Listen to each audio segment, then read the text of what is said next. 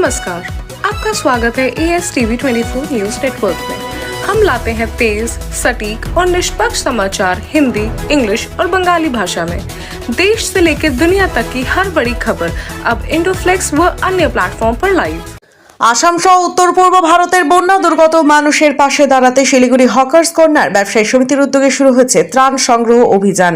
এই মানবিক উদ্যোগে উপস্থিত থেকে সমিতি ও শহরবাসীর ভূয়সী প্রশংসা করেন শিলিগুড়ির বিধায়ক শঙ্কর ঘোষ। সাংবাদিকদের তিনি বলেন, আসাম সহ উত্তর পূর্বের বিস্তীর্ণ এলাকা ভয়াবহ বন্যায় ক্ষতিগ্রস্ত।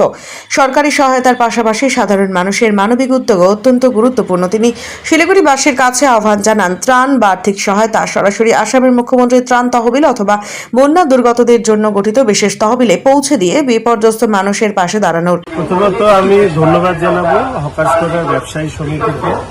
তারা নিজ উদ্যোগে আমাকে অনুরোধ করে যে আমরা এরকম বন্যা ত্রাণ কালেকশন শুরু করব এবং আসামে এই সময়কালের যে ভয়াবহ বন্যায় ক্ষতিগ্রস্ত মানুষ এবং সব থেকে আরও বিষয় হচ্ছে যে নর্থ ইস্টের আরও বেশ কিছু জায়গা এবারের বন্যায় ভয়ঙ্করভাবে ক্ষতিগ্রস্ত হয়েছে। আমাদের সরকারি স্তরে বা জনপ্রতিনিধিগতভাবে নিশ্চিতভাবে আমরা আমাদের মতন সহযোগিতা করব।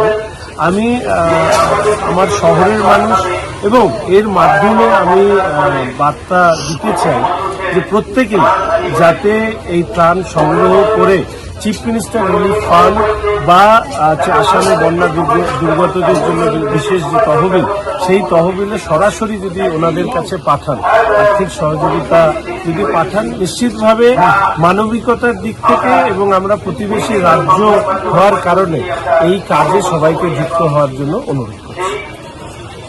For more updates, continue watching ASTV 24.